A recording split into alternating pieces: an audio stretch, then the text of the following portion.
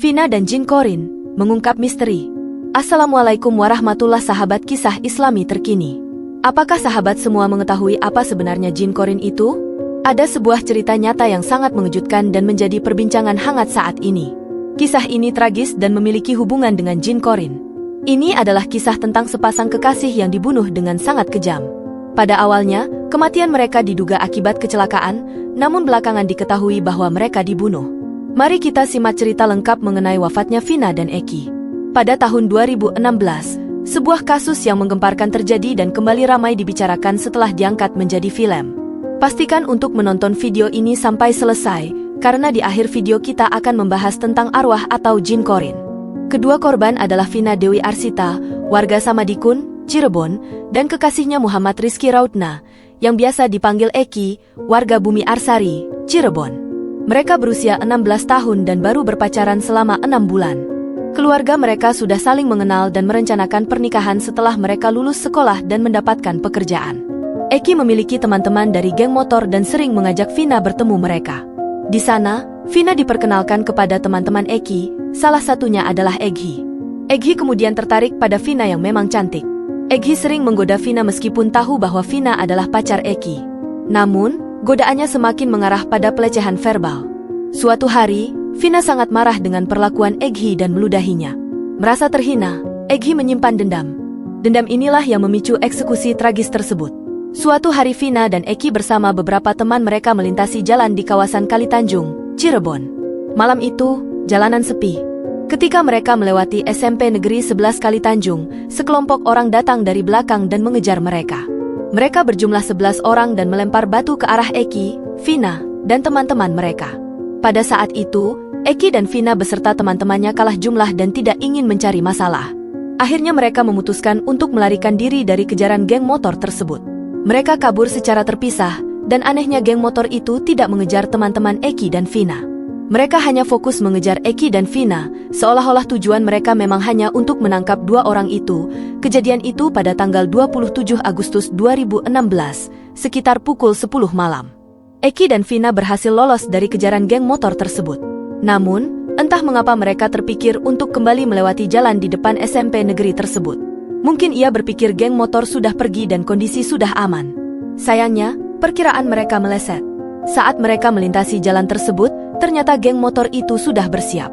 Di depan SMP Negeri 11, geng motor itu melihat Eki dan Vina dan segera menangkap mereka berdua.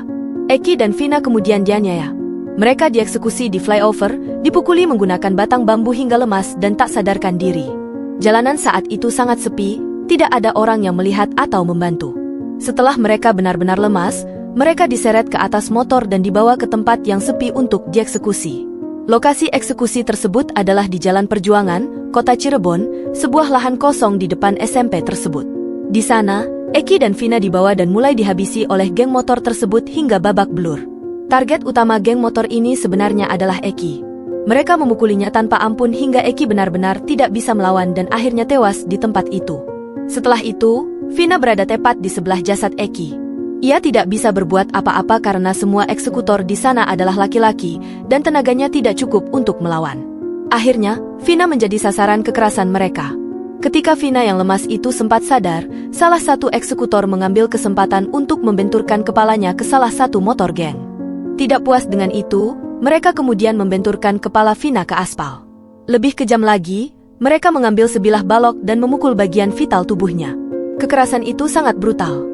Setelah memukul, mereka kemudian melindas kakinya dengan motor hingga mengalami luka parah. Sementara yang lain fokus pada Eki, salah satu pelaku, Eghi, fokus pada Vina karena dendam pribadi. Eghi memanfaatkan situasi ketika Vina masih bernapas dan mengajak eksekutor lain untuk memperkosanya secara bergilir. Setelah mereka puas, mereka memukul bagian vital tubuh Vina dengan balok hingga ia wafat. Namun, laporan terbaru menyatakan bahwa Vina tidak tewas di tempat, melainkan di rumah sakit. Setelah mengeksekusi kedua pasangan ini, para pelaku panik dan mencari cara untuk menghilangkan jejak mereka. Mereka memutuskan untuk membuat skenario seolah-olah ini adalah kecelakaan tunggal. Mereka membawa jasad Eki dan Vina ke tempat terakhir mereka tertangkap, yaitu di flyover yang sangat sepi memungkinkan mereka merekayasa kejadian, membuatnya terlihat seperti Eki dan Vina menabrak trotoar dan mengalami kecelakaan fatal. Mereka juga memanfaatkan lampu di sana untuk mendukung skenario tersebut. Akhirnya, jasad Eki dan Vina diletakkan dan ditinggalkan di jalan flyover tersebut. Singkat cerita, keesokan harinya pada tanggal 28 Agustus 2016, seorang pengendara melewati flyover Kepompongan dan menemukan 2 jasad tergeletak di sana bersama dengan motor mereka. Pengendara tersebut segera melaporkan kejadian itu kepada pihak kepolisian. Petugas polisi tiba di tempat kejadian perkara, TKP, dan melihat kondisi yang tampak seperti hasil rekayasa. Namun, di desa itu, pihak kepolisian langsung menyimpulkan bahwa ini adalah kecelakaan tunggal. Jasad Eki dan Vina kemudian dibawa ke rumah sakit dan setelah itu diserahkan kepada keluarga masing-masing. Keluarga Eki dan Vina, terutama keluarga Vina, menerima kepergian mereka tanpa kecurigaan. Kejanggalan mulai terlihat ketika jasad Vina diperiksa oleh neneknya saat memandikannya. Neneknya melihat luka-luka yang aneh, seolah dilakukan secara berkali-kali. Luka tersebut tidak masuk akal yang seharusnya hanya menghasilkan lebam dari satu benturan. Lebam dan luka yang dialami Vina, terutama di kakinya, tampak seperti bekas dilindas berulang kali. Wajahnya juga penuh luka seperti dihantam benda tumpul berulang kali, bukan seperti akibat tabrakan. Meski neneknya berusaha berpikir positif dan mengikhlaskan, kejanggalan tersebut tetap membayangi pikirannya hingga akhirnya Vina dimakamkan. Jin Korinnya Vina juga mengungkapkan bahwa ada pelaku yang kabur ke Jakarta, yang merupakan otak dari eksekusi ini dan anak seorang polisi. Selain itu, ada 3 orang lain yang masih buron, termasuk Egi yang juga terlibat dalam perencanaan. Untuk mengungkap kasus ini lebih dalam dengan bukti yang kuat, pihak kepolisian memutuskan untuk membongkar makam Vina dan Eki pada tanggal 6 September 2016. Tim forensik RSB Karada dan tim identifikasi tiba di pemakaman dan menggali kedua jenazah untuk dilakukan otopsi ulang. Otopsi ini selesai sekitar pukul 11. Hasil otopsi memperlihatkan bahwa luka-luka di tubuh kedua korban bukan akibat kecelakaan, melainkan tindakan kekerasan. Di tubuh Vina, ditemukan jejak yang mengindikasikan bahwa dia telah diperkosa. Kesimpulan dari kisah Vina adalah bahwa kasusnya terungkap melalui Jin Korin atau arwah pendamping yang masuk ke dalam temannya, Linda dan intel dari kepolisian. Pertanyaannya adalah, apakah Jin Korin itu ada? Mari kita bahas tentang Jin Korin. Apa itu Jin Korin? Jin Korin adalah setan yang dikuasakan atas manusia dengan izin Allah Subhanahu wa Ta'ala. Jin Korin ini memerintahkan manusia untuk melakukan kekejian dan mencegah mereka dari melakukan kebaikan. Berdasarkan firman Allah Subhanahu wa Ta'ala, setan itu menjanjikan kepada kalian kefakiran dan memerintahkan kalian untuk melakukan kekejian.